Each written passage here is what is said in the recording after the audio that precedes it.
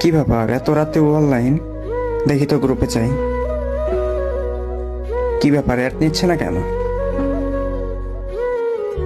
ওই হ্যালো, তুমি গ্রুপে নিচ্ছিলে না কেন? হ্যাঁ জান, ফ্রেন্ডের সাথে কথা বলতেছিলাম। তো তো কি আমাকে গ্রুপে নেওয়া যায় না? জান সরি, প্লিজ মাফ করে দাও। নেক্সট টাইম আবার এমন হবে না তো?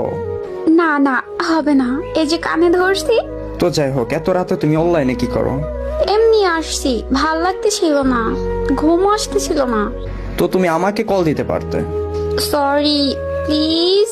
হয়েছে হয়েছে, থাক আর ন্যাকামো করো না। আচ্ছা জান, একটা কথা বলি। বলো। আমরা একটা ফ্রেন্ড বারবার সোলো লিখতেছে, আমি একটু ওর গ্রুপ থেকে আসি, তুমি একটু ওয়েট করো। কতক্ষণ লাগবে? 2-1 মিনিট। ওকে ওকে, যাও তাড়াতাড়ি এসো। ওকে আচ্ছা, থ্যাংক ইউ। ও তো চলে গেল, ভাল লাগতেছে না। ও রাকিব দেখেছে অনলাইন, দেখি তোর গ্রুপে যাই।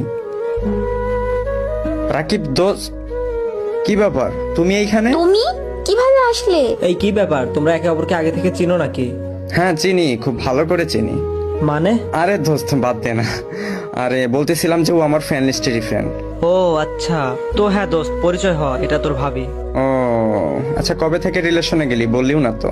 আরে কি বলবো দোস্ত, বলবো বলবো করে সময়ই পাচ্ছি না, আবার তুইও তো সেরকম অনলাইনে থাকোস না, তাই আর কি বলা হয়ে ওঠেনি। আচ্ছা সরি। আচ্ছা ইটস ওকে। তো যেহেতু তোরা আগে থেকেই পরিচিত, তো আবার আমি তোদের পরিচয় করাই দেই। ওই জান শোনো, এটা আমার বেস্ট ফ্রেন্ড, মানে কলিজার বন্ধু। আর দোস্ত তোরে আর কি বলবো, এটা তোর ভাবি আর কি। তো যাই হোক, আসসালামু আলাইকুম ভাবি। ওয়ালাইকুম আসসালাম।